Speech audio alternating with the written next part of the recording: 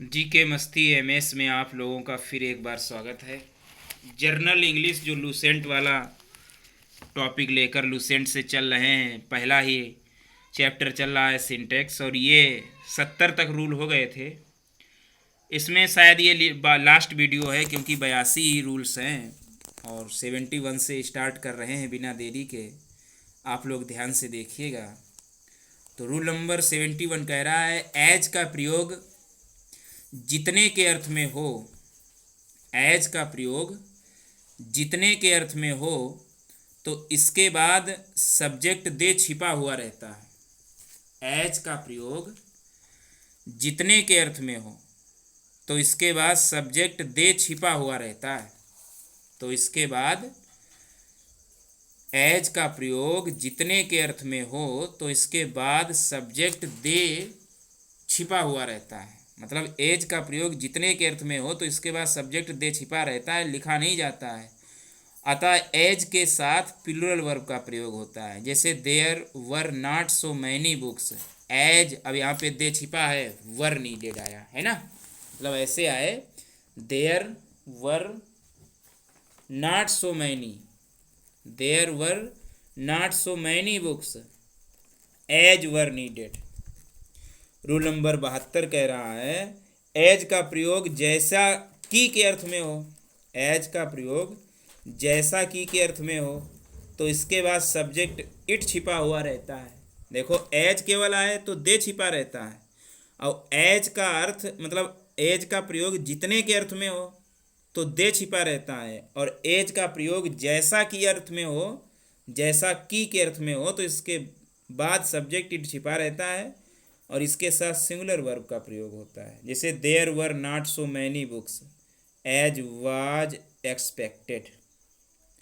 As का प्रयोग और यह के अर्थ में हो, तीन है, एक में है जितने, जैसा कि, लेकिन अब कह रहा है एज का प्रयोग और यह के अर्थ में हो और इसके पहले कॉमा का प्रयोग हो, इसके पहले कॉमा का प्रयोग हो तो फिर इसका प्रयोग पूरे वाक्य के लिए होता है।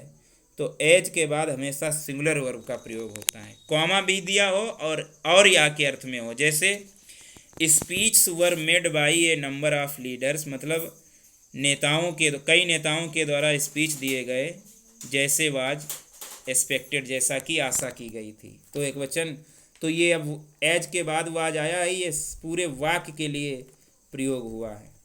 रूल नंबर 73 कह रहा है दैन के बाद जब सब्जेक्ट दे या दोज छिपा हुआ रहता है तो इसके साथ प्लूरल वर्ब का प्रयोग होता है। दैन के बाद में जब सब्जेक्ट दे या दोज छिपा हुआ रहता है तो इसके बाद प्लूरल वर्ब का प्रयोग होता है। जैसे there were more pens than were needed, है ना, छिपा हुआ हो तो फिर बहुवचन प्रयोग किया जाता है।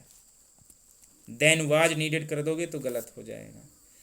74वां है दैन के बाद जब सब्जेक्ट इट छिपा हुआ रहता है तो इसके साथ सिंगुलर वर्ब का प्रयोग होता है। जैसे there was more deaths, there were more deaths, कई मौतें अधिक, देन वाज रिपोर्टेड, है ना, तो इट इसमें छिपा हुआ है। रूल नंबर 75 कह रहा है यदि दो या दो से अधिक सिंगुलर नाउन्स एंड से जुड़े हों तो पहले जो सिंगुलर नाउन है या प्रत्येक सिंगुलर नाउन के पहले नो का प्रयोग हो तो इसे सिंगुलर माना जाता है तथा इसके साथ सिंगुलर वर्ब का प्रयोग होता है। दो या दो से अधिक सिंगुलर नाउन्स एंड से जुड़े हों तथा फर्स्ट सिंगुलर नाउन, मतलब जो दो सिंगुलर नाउन एंड से जुड़े हों और जो पहला सिंगुलर नाउन हो या प्रत्येक सिंगुलर नाउन के पहले या प्रत्येक सिंगुलर नाउन के पहले नो का प्रयोग हो तो इसे सिंगुलर माना जाता है।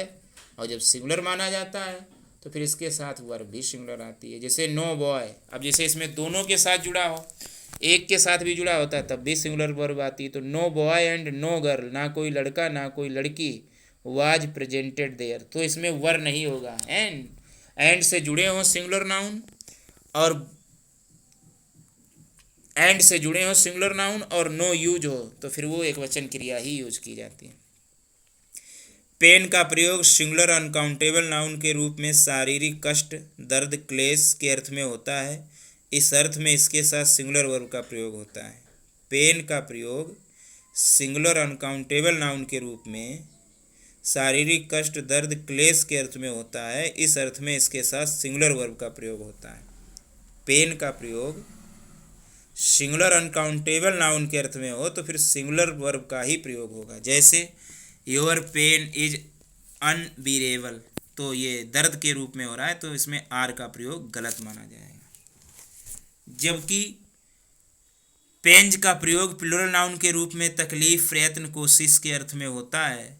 इस अर्थ में इसके साथ सिंगुलर और प्लूरल दोनों वर्ब्स का प्रयोग होता है। जब पेंज का प्रयोग प्लूरल नाउन के रूप में तकलीफ, प्रयत्न, कोशिश के अर्थ में होता है तो इसके साथ सिंगुलर प्लूरल दोनों आ सकते हैं, लेकिन जब केवल पेन का प्रयोग हो तो एक वचन ही आएगा। रूल नंबर 76, वन ऑफ के बाद में पॉसेसिव एडजेक्टिव आए फिर प्लूरल काउंटेबल नाउन आए।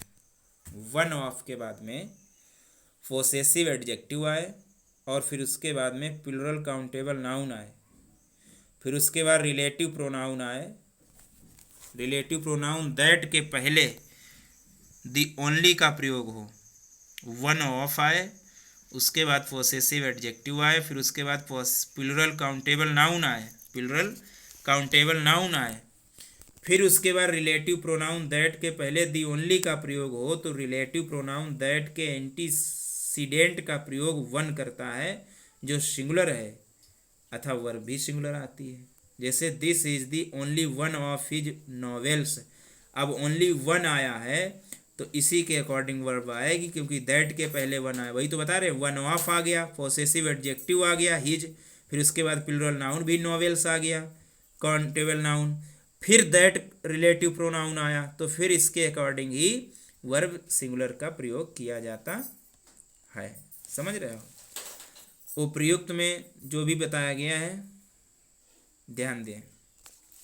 रूल नंबर 78 क्या कहता है? 78 कहता है कि ए वैरायटी ऑफ के बाद में प्लूरल काउंटेबल नाउन आए। ए वैरायटी ऑफ के बाद में प्लूरल काउंटेबल नाउन का प्रयोग सेंटेंस के सब्जेक्ट के रूप में हो तो इसके साथ प्लूरल वर्ब का प्रयोग होता है। ए वैरायटी ऑफ का प्रयोग, ए वैरायटी ऑफ के बाद में प्लूरल काउंटेबल नाउन का प्रयोग हो तो सेंटेंस के सब्जेक्ट के रूप में हो। ए वैरायटी ऑफ के बाद में प्लूरल काउंटेबल नाउन का प्रयोग सेंटेंस के सब्जेक्ट के रूप में हो तो फिर प्लूरल वर्ब का होता है। ए वैरायटी ऑफ के बाद में अगर प्लूरल वर्ब आए वो भी काउंटेबल नाउन, ए प्लूरल काउंटेबल नाउन आए ए वैरायटी की ऑफ में और सब्जेक्ट के रूप में यूज हो तो वर्ब भी प्लूरल ही यूज होगी। नहीं समझे?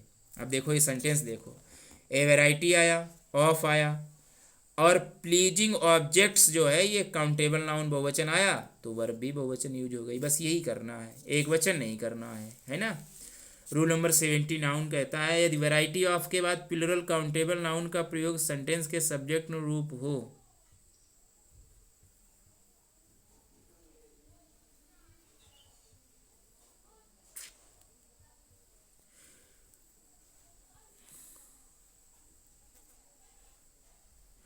यदि वैरायटी ऑफ तथा प्लूरल काउंटेबल नाउन का प्रयोग सेंटेंस के सब्जेक्ट के रूप में हो तो इसके साथ सिंगुलर वर्ब का प्रयोग होता है। जैसे variety of items at the dinner, तो मतलब इसके बाद अगर बहुवचन आ रहा है तो बहुवचन, अगर एक वचन आए तो फिर एक वचन वर्ब भी प्रयोग की जाती है।